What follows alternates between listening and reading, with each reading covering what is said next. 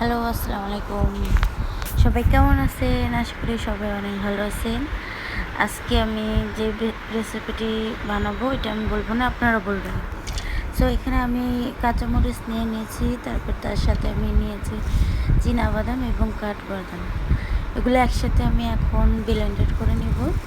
ওই জন্য ব্লেন্ডারে আমি দিয়ে দিয়েছি সব একসাথে দিয়ে এখন হচ্ছে যে ব্লেন্ডার করে নেব। তো এখন আমি একটু পানি দিয়ে দিলাম, দিয়ে ব্লেন্ডার করতেছি।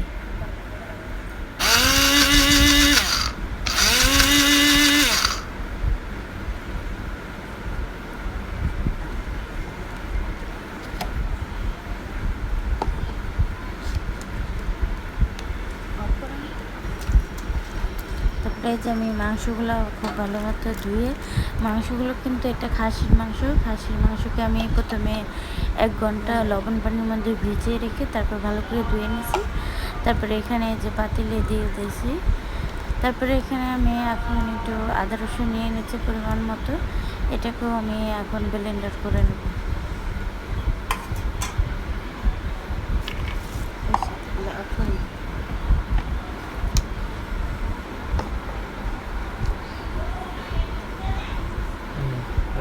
না আরো লাগবে, এই যে আস্তে আস্তে। এই যে এখানে এখন আমি দিয়ে দিচ্ছি আদা রসুন। তারপরে আমি এখন এখানে দিয়ে দিলাম লবণ।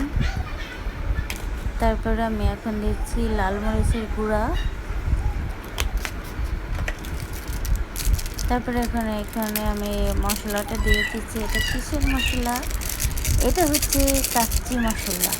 আজকে আমরা কাচ্চি রান্না করব, তো এখানে আমি কাচ্চি মশলাটা দিয়ে দিলাম। তারপর দিয়ে দিয়েছি টক দই। তারপর দিয়ে দিলাম এখানে টমেটো সস। তারপর এখানে আমি দিয়ে দিচ্ছি রোজ ওয়াটার এবং কেওড়া জল।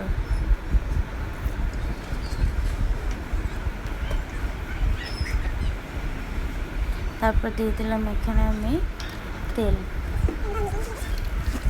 তারপরে এখন আমি মাংসটাকে একদম ভালো করে মাখিয়ে নেব। ভালো করে মাখিয়ে তারপর আমি এটাকে ঢেকে প্রায় 2 ঘন্টার মতো রেখে দেবো। আর যত বেশি এটা মশলা মাখানো থাকবে যতক্ষণ, অত বেশি মাংসের ভিতরে মশলা ঢুকবে, তাই আমি একটু বেশি সময় নিয়ে ঢেকে দেবো। এরপর আমি এখানে লাস্টে দিয়ে দিলাম হচ্ছে আলু বখরা এবং একটু ঘি।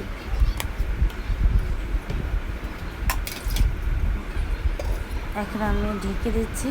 তারপরে 2 ঘন্টা পরে আমি এখানে দিয়ে দিলাম উপরে দিয়ে পেঁয়াজ বেরেস্তা দিয়ে আবারও আমি মাংসটাকে একটু মেখে নিচ্ছি।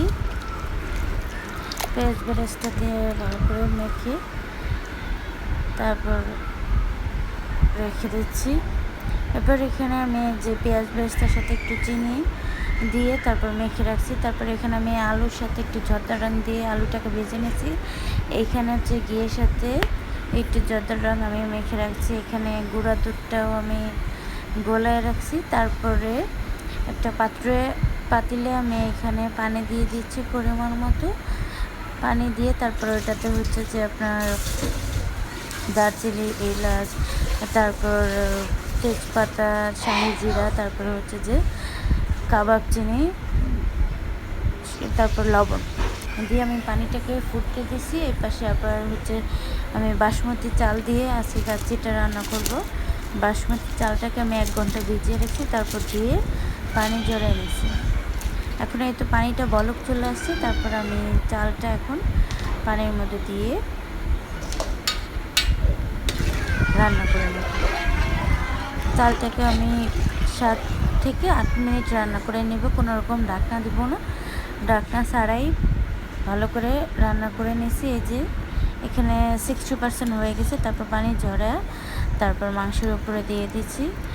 এখন আমি এই যে গরম থাকতে এটার উপরে আমি দিয়ে দিচ্ছি ওই যে চিনি দিয়ে বেরেস্তাটা যে রেখেছিলাম ওইটা। তারপর হচ্ছে যে এই যে দুধ, এখানে যে দুধটা এটার সাথে দিয়ে দিলাম। এরপর আমি জর্দা রংটা একটু দিব, তার কারণে আমি একটু হচ্ছে যে একটু জায়গা করে নিচ্ছি, ফুটো করে নিচ্ছি আর কি।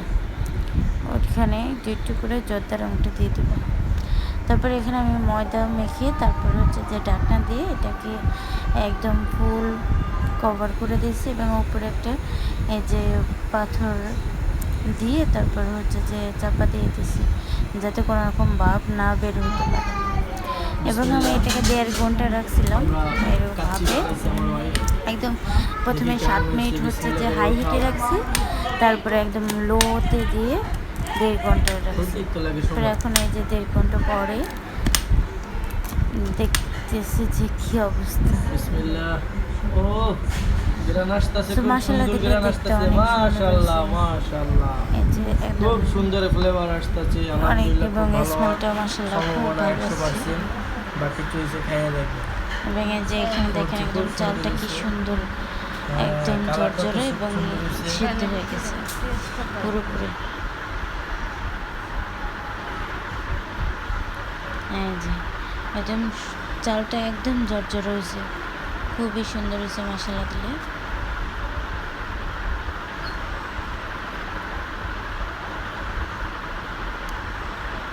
একদম মাংসগুলো অনেক সফট হয়েছে, খুব সুন্দরভাবে রান্না হয়ে গেছে মাংসগুলো।